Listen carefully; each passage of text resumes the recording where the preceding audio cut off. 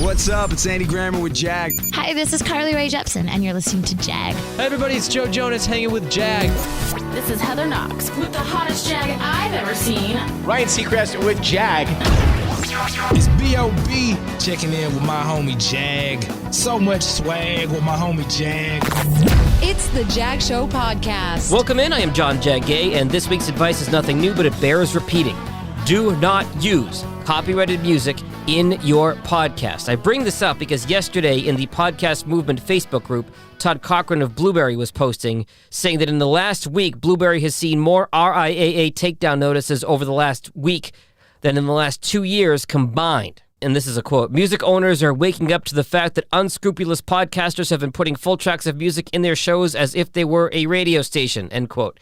Radio stations pay royalty fees that they can use music on the air. Podcasters do not. And to get a full track of copyrighted music in your podcast, it is a legal nightmare. Don't use the full track.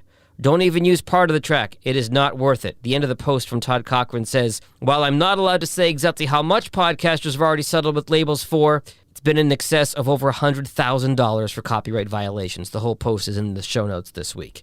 Do not use copyrighted music. There are plenty of websites that offer royalty-free music.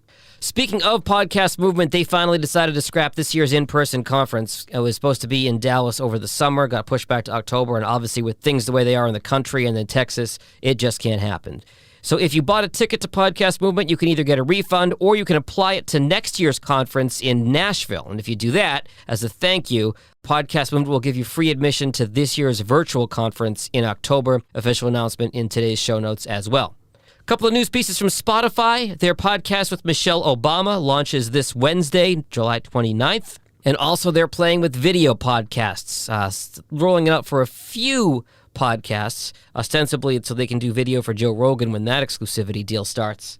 But you'll have to turn the video on so you don't blow through all your data watching a video if you think you're listening to a podcast.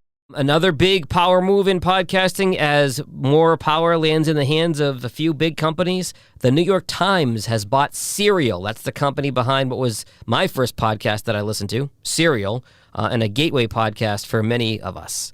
Edison Research's Tom Webster says that radio isn't dying, but in a market like Savannah, Georgia, that has 52 radio stations, they might be better served to have, say, 3.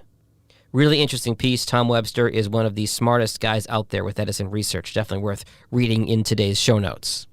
Just a quick show this week, not even a 5-minute Friday, but I want to give you the latest updates in the world of podcasting and remind you to not use copyrighted music in your shows.